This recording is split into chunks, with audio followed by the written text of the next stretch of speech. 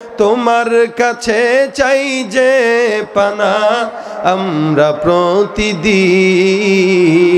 তোমার দয়ায় পূর্ণ আমার সারা নিশিদিন, তোমার দয়ায় পূর্ণ আমার সারা নিশিদিন।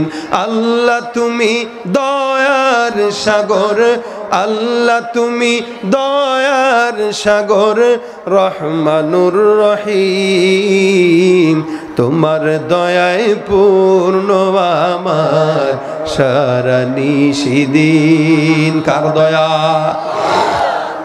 এই কারণে রাসূল করিম বলেন প্রত্যেকটা কাজের ভিতরে আল্লাহকে ডাকো। এক সাহাবীকে পয়গম্বর আরবি সাল্লাল্লাহু আলাইহি ওয়াসাল্লাম শিখায় দেন, এ বান্দা তুমি সবসময় আল্লাহর যদি কাছাকাছি হতে চাও একটা জিনিস বলবা, এই দোয়া করবা।